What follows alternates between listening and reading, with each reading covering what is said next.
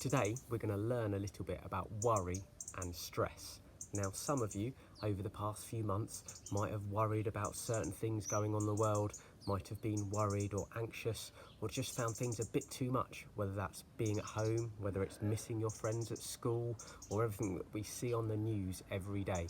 Now, all of us worry, everybody worries about something. But why do we worry? So worry is a natural response. We all do it and it's okay, but it's how we deal with it and what goes on in our bodies when we worry. So why do we worry? Worry is a natural response. It spurs us into action. It's something our bodies are equipped with. Now, we've always had a fast reaction time. The adrenaline kicks in, our hearts start to race, and this is something called fight or flight. Now, we used to have this so we could be ready to fight against lions and tigers and bears, but these days we're not doing those things. So these days we worry about other threats. It might be your mock exams, it might be something going on at school, maybe your friends, maybe our family, maybe other things going on. So what do you do when there's something worrying you?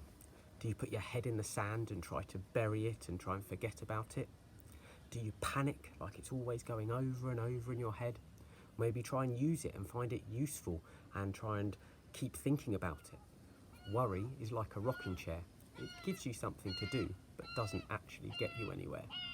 So statistics show that 40% of the things we worry about never actually happen. 30% of the things we worry about have already happened. And only 4% of the things we worry about are things we can actually do something about. A lot of the time we're worrying about things that have happened in the past or things that might happen in the future, but normally they're things that actually we can't do anything about.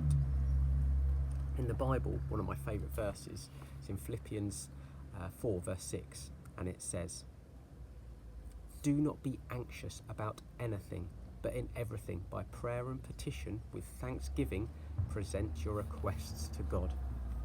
And sometimes there's things we can do that can help us and stop us worrying.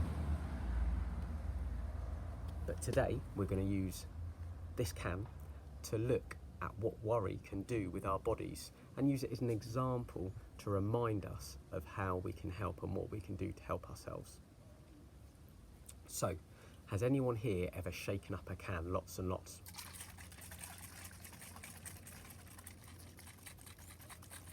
Now, first of all, if I shake this can near you, you might get quite worried. If I was to open it like this, I think I might get quite wet. And if I was to shake this can in the classroom and walk around with it, I think you all might get a bit worried.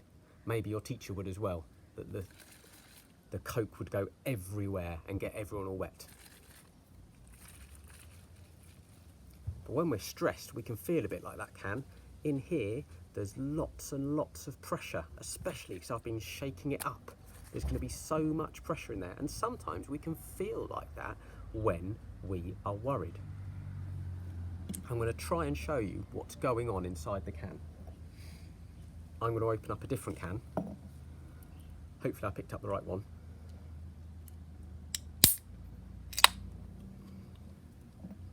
We're going to pour it into a glass.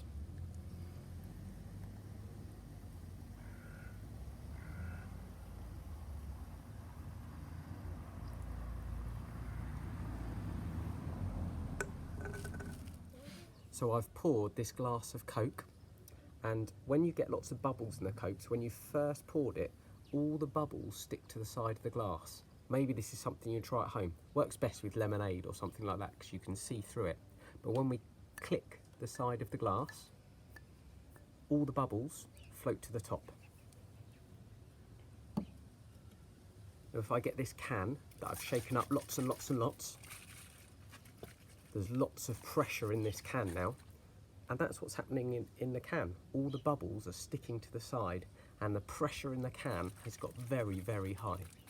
I don't know if any of you have been told this, but when I had drinks before, I was told if I tap the top, that'll make sure it doesn't all explode, but apparently it does nothing. What we need to do when we've got our can shaken up, if we don't want it to go everywhere and for us to get all wet, what we do is we click the sides. Let's really make sure it's shaken up.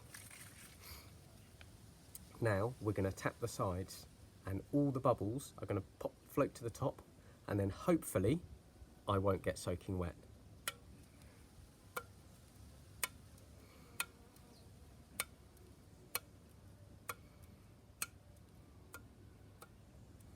Another one, just in case.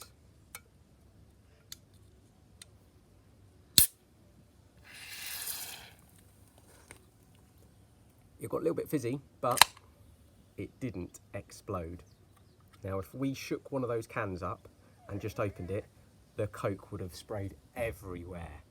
So sometimes when we're doing something, it's to know how to deal with the problem.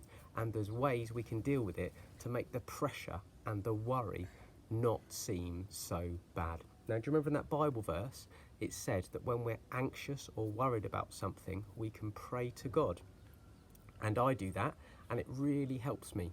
But there's other things we can do. Now, as I pray and just talk to God, I would encourage you, if you're worried and anxious about something, to talk to someone. Speaking to someone is one of the best things we can do if we're worried. But also, if you don't feel you can quite talk to someone about this thing yet, I would, as I pray, I might just walk along the street and speak it out. I would encourage you to do that as well. And as we share our problem, the old saying goes, a problem shared is a problem halved. And when we share a problem, the person we speak to might not even have a solution, but it makes the problem not seem quite so big. I'll read that verse one more time because it's one of my favourite verses, and I always try to remember it if I am worried or anxious. Do not be anxious about anything, but in everything, by prayer and petition with thanksgiving, present your requests to God. So I hope that might help you today, and next time you might be able to try the experiment of shaking up the can and seeing what happens when it explodes. Or the one thing to remember is this is the proper Coke. If you do this with Diet Coke or with zero sugar Coke, it doesn't work as well. So if you're trying this at home and you shake it up with a Diet Coke and you tap it, it will still explode everywhere. So let's do a little experiment just to see what happens when we shake it up.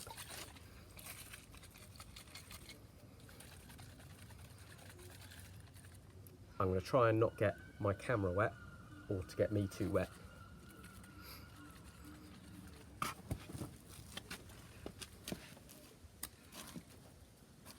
So you saw when I tapped that one, it did froth up a little bit, but as I'd shaken it up, this is what should really happen.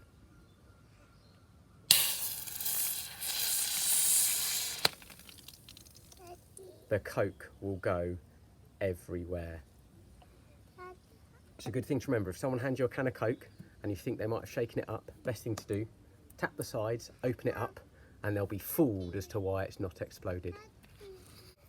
I hope you've all enjoyed our little experiment and lesson today. I'm going to try and get some more videos over to you soon, hopefully with some experiments that maybe get everything, probably me, a little bit messy. So I hope you're all doing very well and enjoying being back at school, and hopefully I'll see you all at some point very soon. Okay, bye-bye.